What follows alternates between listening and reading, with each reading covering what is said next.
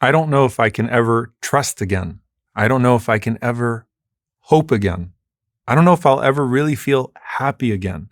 These are sentiments that you've probably had yourself after trauma or after something really difficult that happened to you. Or maybe you've heard it from someone else. But the idea is that just because Allah subhanahu wa ta'ala removes the barrier of a difficulty from you, doesn't mean that the impact of that is not going to be felt for a very, very long time. And are there du'as that can actually change emotions, that can actually change the way that we feel about the past, present, and future?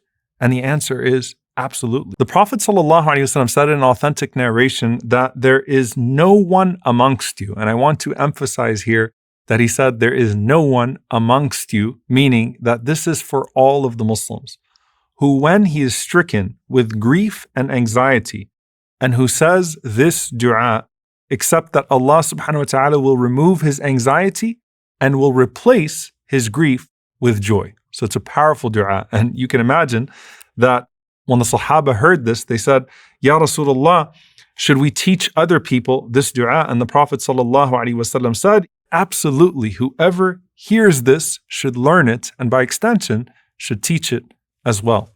So what is this du'a that the Prophet sallallahu alaihi wasallam is teaching us? It's such a beautiful and comprehensive du'a. He said, say, Allahumma inni abduk, ibnu abdik, or you could say, wabnu abdik. Allahumma inni abduk, ibnu abdik, ibnu amatik, nasiyati biyadik, madin fiyya hukmuk, adlun fiyya qada'uk, as'aluka bikulli ismin huwa lak, sammayta bihi nafsak, أو أنزلته في كتابك أو علمته أحدا من خلقك أو استأثرت به في علم الغيب عندك أن تجعل القرآن ربيع قلبي ونور صدري وجلاء حزني وذهاب همي. So let's look at the beginning. O Allah, I am your slave. I am the child of your male slave and the child of your female slave. Which means what? Number one, it is absolute submission to Allah subhanahu wa ta'ala. The slave does not disobey his master. The slave does not question his master. And this is unlike any type of human relationship. When a person submits themselves to Allah subhanahu wa ta'ala, they find nothing but love, nothing but glory. And the more that someone humbles themselves to Allah subhanahu wa ta'ala, the more Allah honors them. So you're saying from the very beginning, I submit everything to you, Ya Allah. I am your slave, and I descend from humble beings as well. I'm not entitled. I'm just your slave, and I'm pleased to be your slave because that is the greatest station of honor with Allah subhanahu wa ta'ala. And my forelock is in your hand. Now I want you to think about the image of someone who has their forehead in the hand of someone else. What does this represent? It represents that I am completely submitted to you and you have complete control over me. And some of the scholars say it also means the submission of intellect to Allah subhanahu wa ta'ala. Right? That I submit my own thinking to your revelation, that you know better than me. And I'm okay with that, right? I'm pleased with that. And I am content with your revelation even when I can't understand your revelation. So first and foremost, I submit myself intellectually to you. And you are in full control over me. Your judgment upon me is assured. Madin fiya hukmuk. Meaning what? Everything that Allah subhanahu wa ta'ala has decreed is going to happen, and I'm content with that as well. And on top of that, the expression, adlun fiyya qada'uk, that verily your decree concerning me is just. SubhanAllah, think about a person who turns to Allah subhanahu wa ta'ala and says, life has been unfair, you've been unfair, why me? Why is this happening to me? Why is this happening to me?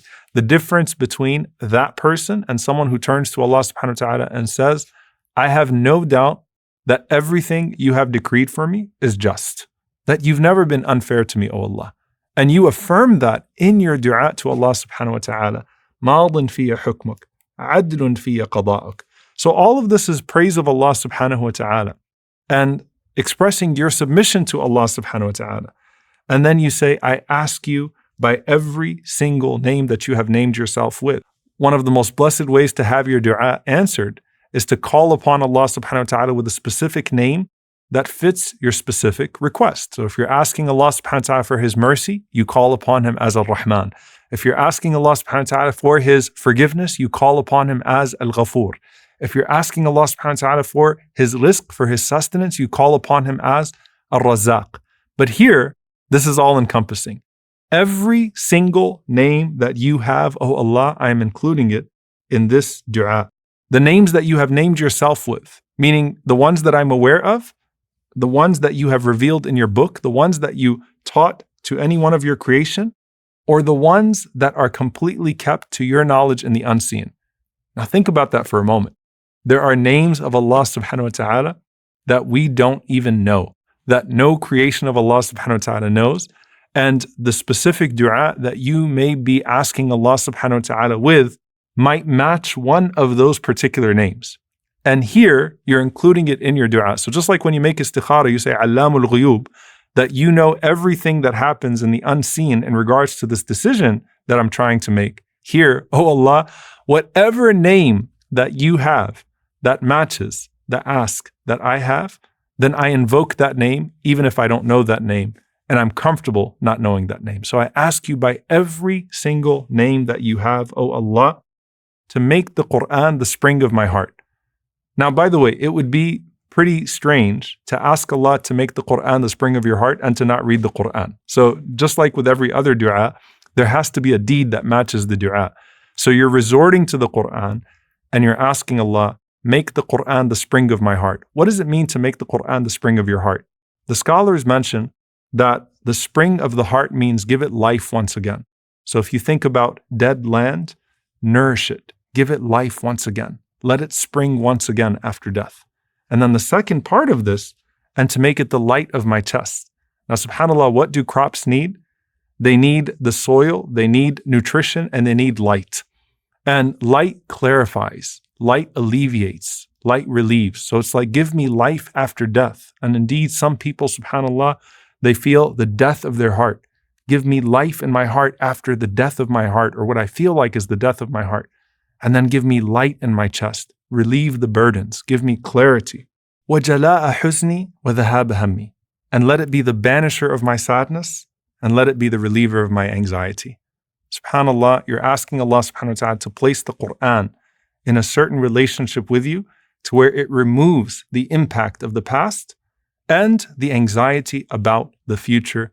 And indeed, the Quran is a cure. And here you're making dua to Allah subhanahu wa ta'ala for the Quran to assume its rightful place with you. So the Prophet ﷺ said, whoever says this dua, it will remove every single anxiety and it will replace every sadness, every form of grief with joy. In another narration, Abu Sa'id al-Khudri radiyallahu ta'ala anhu says that one day the Prophet ﷺ entered the masjid and he saw a man from the Ansar named Abu Umama radiyallahu ta'ala anhu. And he asked Abu Umama radiyallahu anhu, what's the matter? Why are you sitting in the masjid when it's not the time of salah? And he said, Ya Rasulullah, never-ending worries and never-ending debts. Never-ending worries and never-ending debts. And the Prophet ﷺ said, shall I not teach you words that if you say them, it would settle your debts and it would ease your worries? And he said, of course, Ya Rasulullah. The Prophet ﷺ said, say in the morning and in the evening, Allahumma inni a'udhu bika min al-hammi wal-hazan. Oh Allah, I seek refuge in you from al-ham wal-hazan, anxiety and grief. Ham is anxiety about what's to come. Hazan is grief over what has already passed. So, oh Allah, remove the trauma, remove the pain which paralyzes me because of something that has happened in the past, sorrow over something that's happened in the past, and the anxiety that doesn't allow me to act in regards to my future. Allahumma inni a'udhu bika min al-hammi wal-hazan wa a'udhu bika min al-ajzi wal-kasal. And I seek refuge in you from inability and laziness. Al-ajz is when you want to do something, but you can't do something. You're unable. So you have the willingness, but you don't have the ability. Al-kasal, laziness, is when you have the ability, but you don't have the willingness, right? So you can do something, but you don't want to do something. So you're asking Allah subhanahu wa ta'ala to activate you beyond that. So the first part of this dua, the first half of this dua is about emotions. The second half is when the Prophet ﷺ said, وَأَعُوذُ بِكَ مِنَ الْجُبْنِ وَالْبُخْلِ. And I seek refuge in you from cowardice and from stinginess. وَأَعُوذُ بِكَ مِنْ غَلَبَةِ الدَّيْنِ وَقَهْرِ الرِّجَالِ. And I seek refuge in you from being overcome by debt and from being overpowered by men. So you'll see once again, in the same dua, the Prophet ﷺ teaching us how to remove pain and how to remove the effect of pain, the tangible and the intangible. And that's also a sign of the care that Allah subhanahu wa ta'ala has for us, that He would instruct the Prophet ﷺ or inspire through the Prophet ﷺ these words of dua that control our very emotions. The last one I want to leave you with is actually one that's very beautiful. Aisha radiallahu ta'ala anha, when she would become angry, she said that the Messenger of Allah sallallahu alaihi wasallam would put his finger on her nose, like stroking her nose to calm her down. And the Prophet sallallahu alaihi wasallam would say to her, Ya Uwaish, which was a nickname, like little Aisha, calm down, calm down and listen to what it is that I'm about to teach you. Say this dua. Say, Allahumma Rabba Muhammad, O Allah, the Lord of Muhammad, اغفر لي ذنبي وأذهب غيظ قلبي وأعذني من مضلات الفتن. Once again, Allahumma Rabba Muhammad, اغفر لي ذنبي وأذهب غيظ قلبي وأعذني من مضلات الفتن.